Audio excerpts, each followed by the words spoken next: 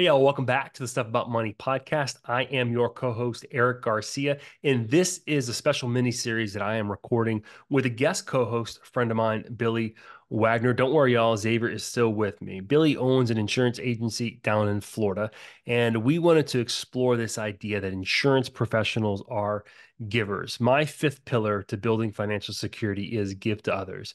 And Billy and I wanted to have engaging conversations with a diverse group of insurance professionals to hear their journeys of how they're creating legacies for their families and leaving a meaningful impact in their communities through generous acts. And we do all of that in under 12 minutes with each of our guests. So listen in and prepare to be inspired.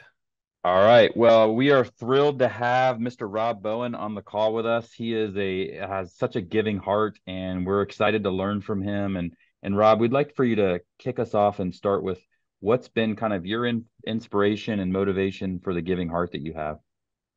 I do a lot of work with veterans groups. So that's kind of where that inspiration comes from. As a veteran, I was fortunate. I came out of a lot of stuff and everything's fine. Many veterans come back and have issues. Many veterans come back with a lot of different things. And so I have, because of I don't like leveraging my veteran status, but because of it, because of what I do, I can leverage both of them and really give back and really help other not-for-profits. I can help raise money. I can donate money. I can give my time. So it's very passionate for me. My son also served. So a lot of these are young kids that really need our support. First off, thank you for your service.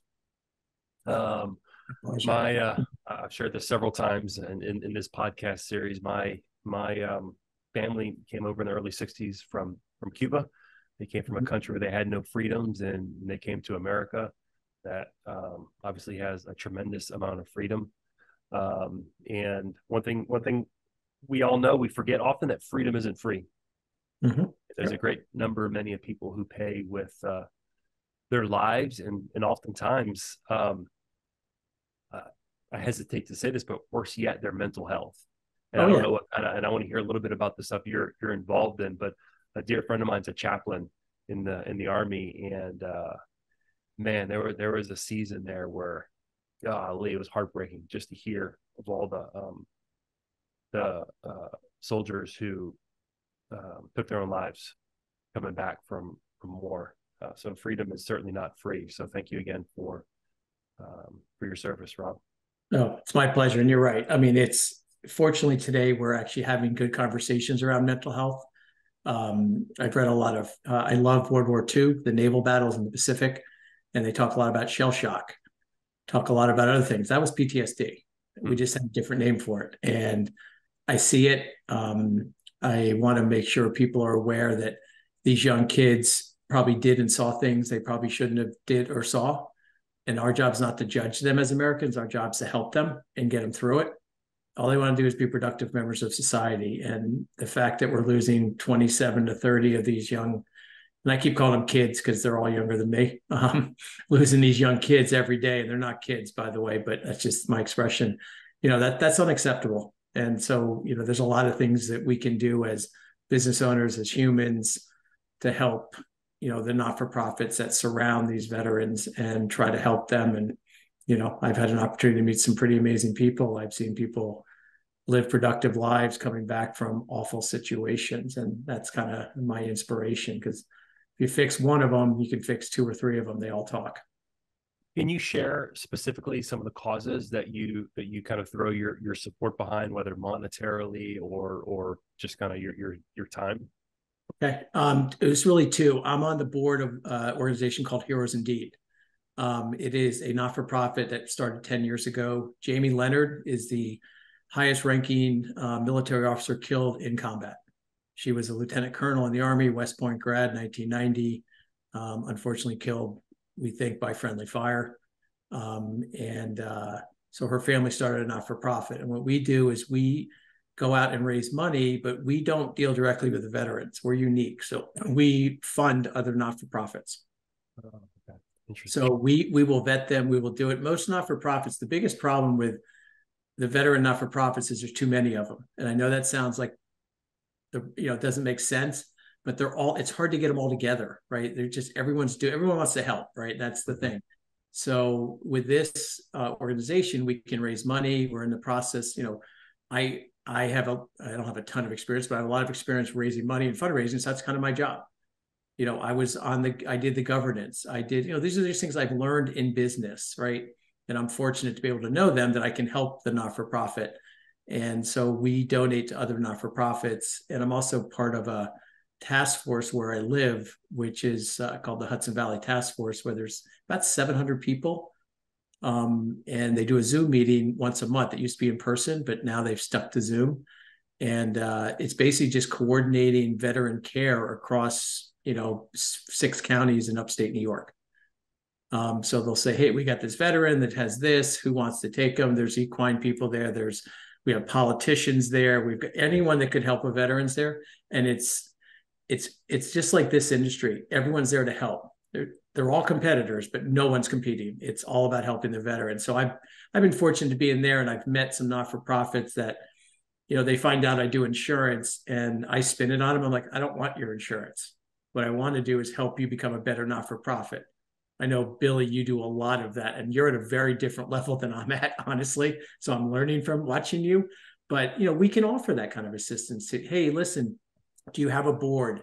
You probably need some D&O. Do you have, so insurance is a byproduct. And I tell them flat out, I will refer you to a friend. I do not want that business. I'll do it, but I'd rather give it to someone else so you don't think I have a vested interest. But there's certain things you need to do to protect a not-for-profit, because everybody's there with a kind heart, but God forbid something goes south and they all get sued personally. That's what I'm trying to avoid. So. Yeah, very nice. Very good. I love hearing that, Rob. Thank you for sharing. What I want to ask you next is, was there something that unexpected, something that you learned, through the process as a result of your giving? I think that one of the things that came unexpectedly to me was the amount of people I got a chance to meet. So one of the other projects I did, I ran a Suits for Soldiers program out of my office for 7 years. And I actually just went virtual in my office. So I had to stop doing that. It was hard to stop doing that. We collected over 30,000 suits in 7 years. Now, that has nothing to do with me. Absolutely nothing. It has to do with my community.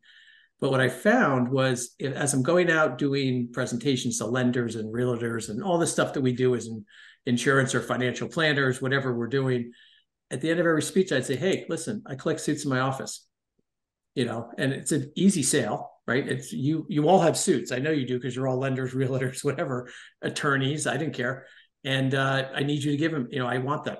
It was a very simple ask. And that was kind of cool. So it was really unexpected to be able to kind of leverage what I do in my business and my marketing to help a not-for-profit. And I ran that out of my office for about 7 years. And there's an organization called Save a Suit out of Bethel, Connecticut, that does job fairs and deals with Department of Labor and job training. And they take the suits to a whole nother level.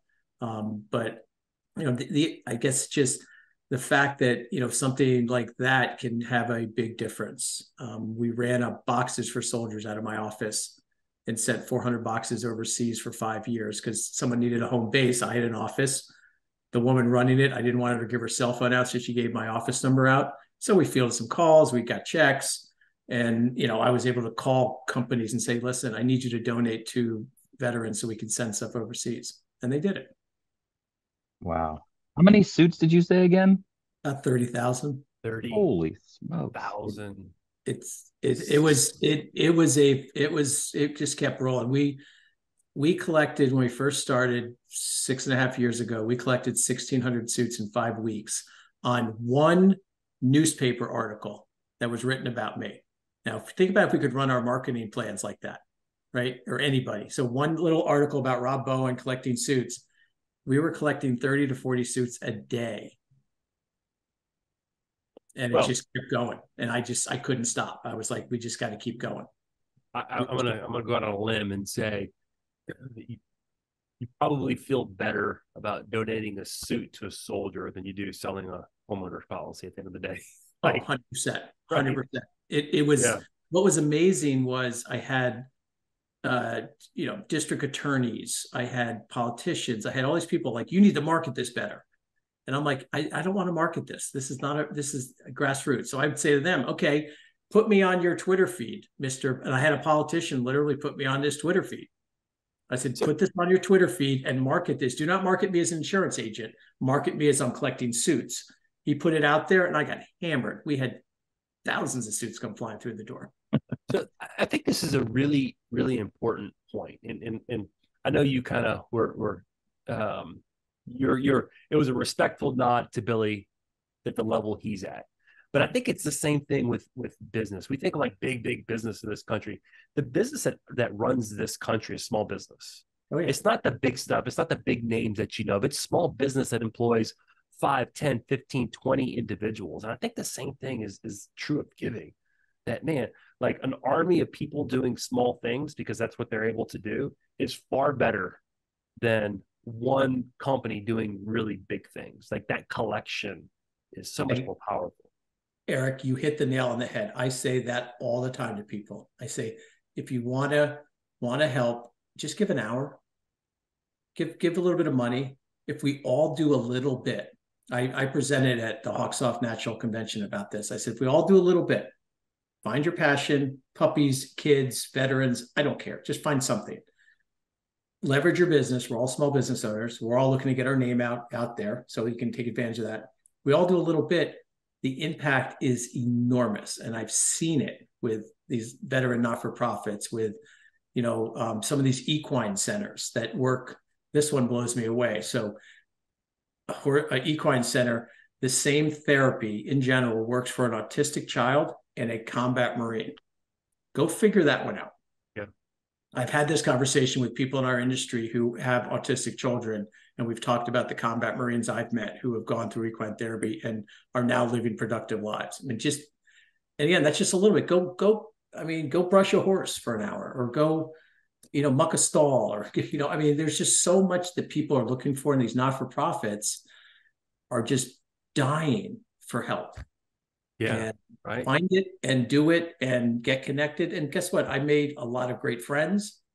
Have I gotten business out of it? Yes, but that's not the point.